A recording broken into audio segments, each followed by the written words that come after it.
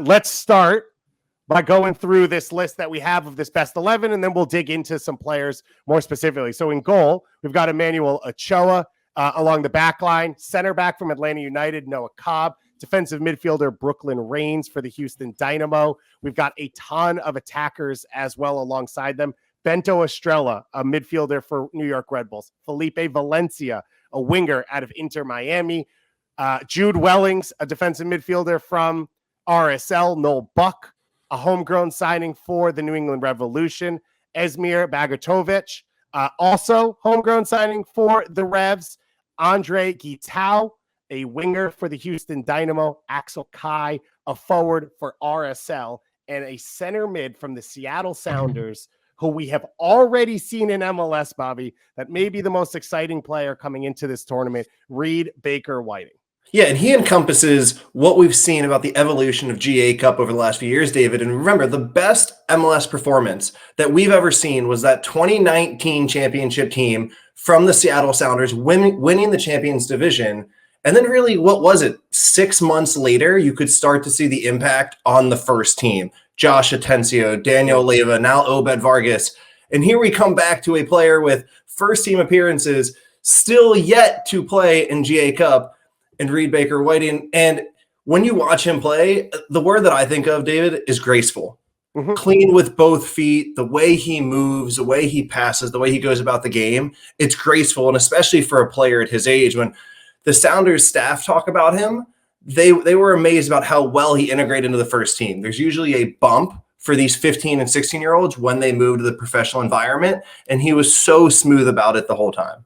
And I love about this player is a lot of times with young players, you hear versatility because they need to get on the field. You need to play whatever chance you get, but his is genuine in that he has shown at Tacoma Defiance and in MLS and at the youth levels, he can be elite on the wing. He can be elite as a 10. He can be elite deeper in midfield. And I think that's pretty special for a young player. But in this tournament, we're going to get to see him be the man.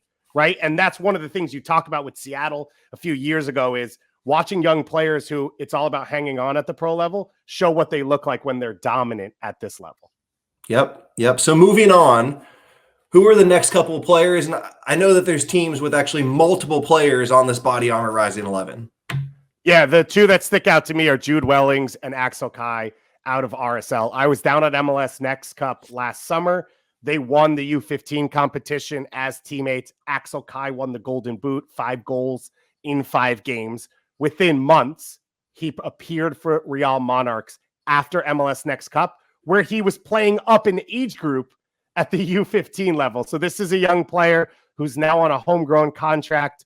When he signed, he was the youngest signing in MLS history, younger than Freddie Adu. That's the type of potential, and that's the level he's already at that RSL sees. And when you go onto a field that he's on, does not look like a 13 or 14-year-old. He's already developed. He's already there training at a USL level now on that MLS contract. And then I think his combination with Jude Wellings is exciting, Bobby, because Wellings, he's going to sort of control that midfield and do a lot of the dirty work throughout this tournament. Yeah, one dynamic that's always interesting to follow about these elite players at the younger level is who can make a consistent impact on the game, because they are considered promising because of the flashes that they show, but it's always a challenge for younger players to consistently make a mark at a high youth level. And David, I think the player that will always come to our minds for the contrary to that was Seattle Sounders midfielder Danny Leyva at the 2019 event, who was just everywhere. He was spectacular playing in center midfield, and that's who Jude Wellings reminds me of. Real Salt Lake will need him to impact every phase of the game and really consistently for every minute, which, as we'll talk about over and over down at GA Cup, is the opportunity that these kids have and the challenge and the opportunity that comes with that.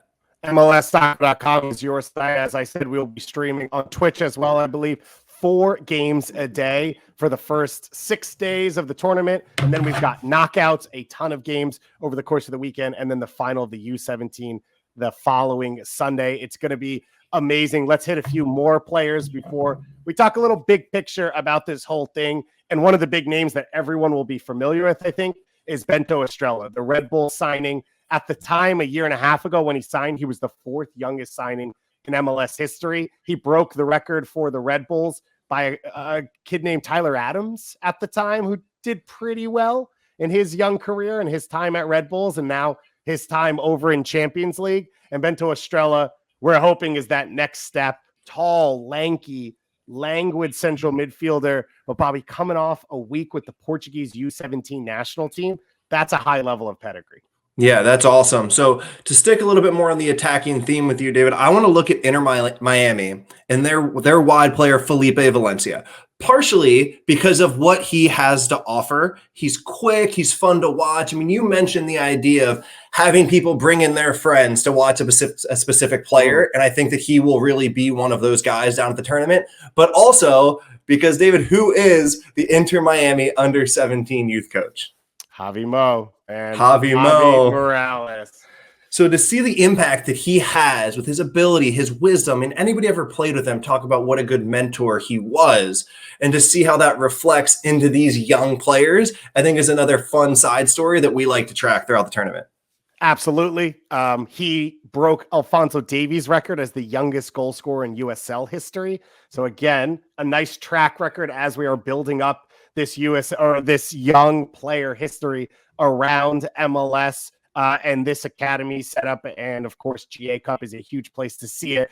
I want to key in on one last player from this best 11, the Rising 11 GA Cup Best 11 presented by BODYARMOR. You can go to MLSsoccer.com to read more about these players. Travis Clark's going to be alongside us in Dallas, one of the best out there covering the youth game, to sort of bring you inside a ton of the games that we can't cover, bring you some interesting stories, all of that coverage from Frisco, Texas. But it's Noel Buck, and it's unique because we haven't really talked about the Revs a lot at the academy level. And Bobby, in just 3 years now under Bruce Arena, so much has changed. Rob Becerra taking over the academy under Kurt Analfo, and Noel Buck now is the huge prospect that they signed to a homegrown deal, second youngest player after Diego Fagundes, and they're so excited about what he can be. And as Susanna said, it's, we try not to root for specific players, but just for the possibilities of these songs that could come from the supporters groups in New England. If Noel Buck makes it to the first team, I think that's what we're all cheering for this guy. He is a cultured left foot, a dangerous player. In 1 year in USL League One last year, 5 goals and an assist in 28 appearances at the pro level. It is a whole different ball game now. You're talking about guys coming to this tournament who have played at a pro level already. Now, how do they bring that experience in? They'll be facing off against clubs like Tigres, River Plate, Manchester United, some of the best youth academies in the world. And these young players are going to be challenged. That's our Rising 11 2022 Generation Adidas Cup Best 11 presented by BODYARMOR.